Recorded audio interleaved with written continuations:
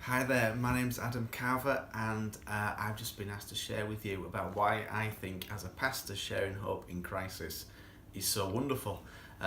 We were very blessed to hold the first Sharing Hope in Crisis seminar in the UK here in Shipley at Christian Life Church through Nigel Fawcett Jones's relationship with Jack and other people in Samaritan's Purse and BGEA, and we've just been thrilled to see how that work is starting to spread across the country.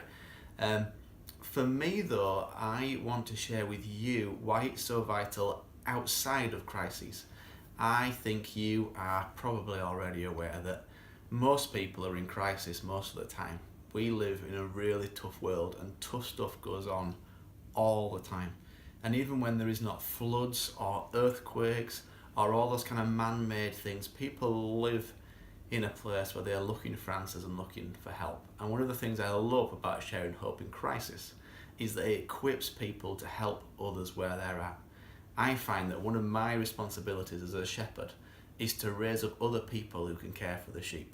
It's not about me, it's not about me looking after everybody, it's about me raising people and releasing people to go and care for those who they come into contact with them. And that's one of the wonderful things about Sharing Hope in Crisis. I was always struck when I first heard Jack share the session on grief a few years before that. My first wife had passed away suddenly, very unexpectedly. And as he described grief and the stages of grief, and as he described what to say and what not to say, I found myself in awe of the accuracy of the truth of what he was sharing. It resonated with me immensely. He described how I felt. He described the things he said what not to say were exactly the things that riled me and upset me. The things he said to do were exactly the things that ministered deep into my soul at that difficult personal time. And I think it's a course we should be sharing with everyone, everywhere. We all have opportunity to speak into people's lives, but we need training to do that. One of the things I'm involved in is my wife and I have a business run out of the basement of the church as a play and party centre for under fives. And we are learning more and more to share with people where they're at. Just recently, my wife was doing some Christmas parties and one lady rang up and said, please could I come to the party the next day because I've just had a family emergency. This wasn't an earthquake, it wasn't a flood, it wasn't some horrendous man-made disaster. She did come the next day, and Faye spotted her. She was sat on her own looking quite down, quite fed up. Faye walked over to her and said, look, are you the lady who couldn't come yesterday? What's happened? She said, I've just found out my mum has got terminal cancer.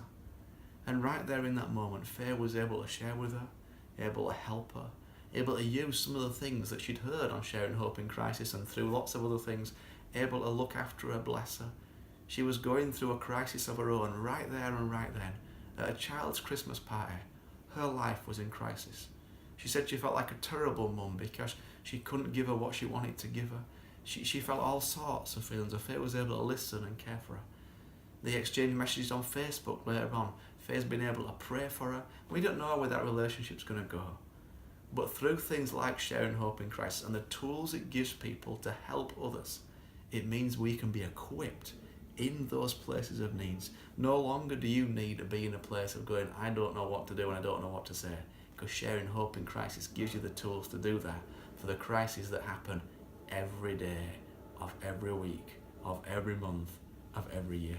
So I think Sharing Hope in Crisis should be everywhere. I think it's a fantastic tool. I think it's helpful. I think it should be in every church because every church needs people who can reach this dying world with the beautiful message of Jesus. And it needs real answers to real problems. It's no good just chucking a Bible verse at people. We need to know what it is to listen. We need to know what it is to empathise. We need to know what it is to help. We need to know what it is to respect them. And Sharing Hope in Crisis teaches those things. So I think it's wonderful as a pastor. I love it. We had it again since we had it that first time, and I got something out of it the second time. I'm sure in a few years we'll do it again because I want as many people that I'm looking after to be able to help as many other people as they can. God bless.